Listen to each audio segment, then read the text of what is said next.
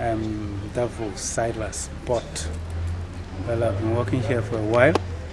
The hospital itself started 1922, which is quite a long time ago. It started at the old site. It's now at this new site. It has served a lot of people and trained quite a lot of nurses and midwives, because this place is also a training institution.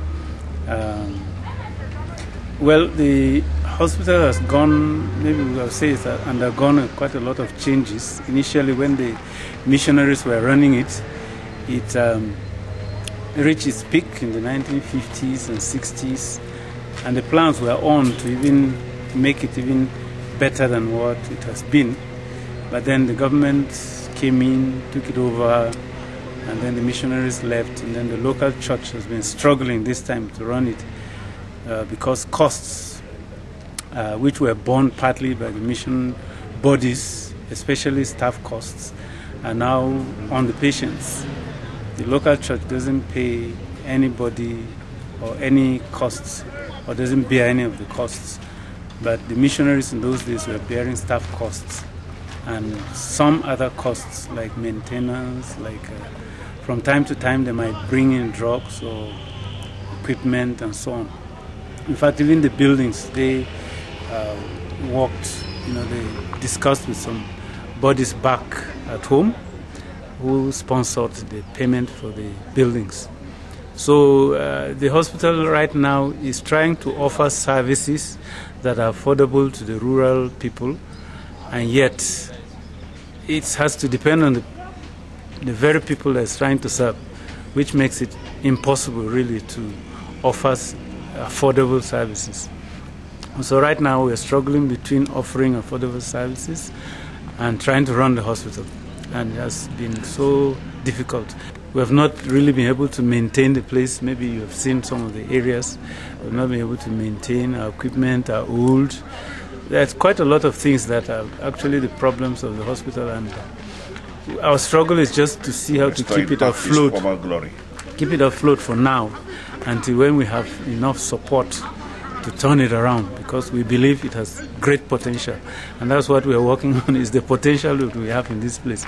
It's a very large land area. We have buildings already in place. Patients will come if they can afford it, and so we believe the potential is very great.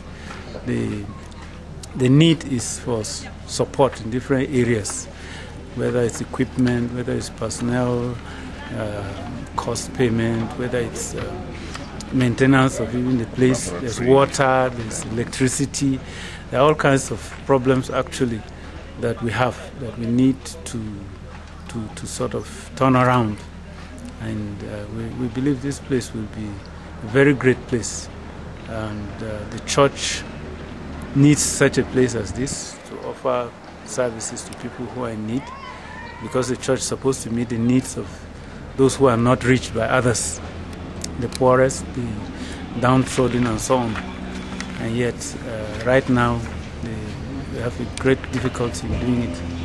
In fact, right from the beginning it was used, the healthcare was used as a means of reaching out to the people, and right now we want it to continue that way, not only reaching to those who have not been reached with the gospel, but also meeting the needs of people even who have been reached with the gospel and who are poor and cannot really afford good health care elsewhere.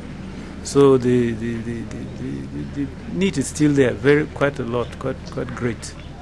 It's how to meet it that we're struggling with. Whatever assistance we can get from anyone who is interested in helping us as a church-run organization, will really be interested. We're very happy to have it.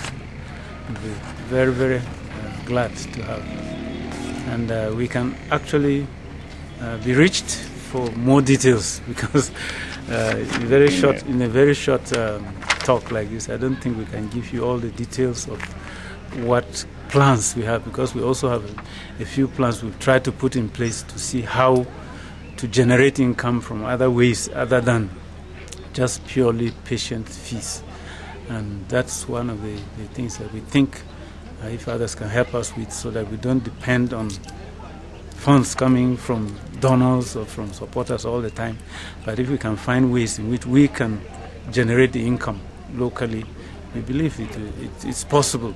And we believe it's the thing to do, to be able to actually reach the people.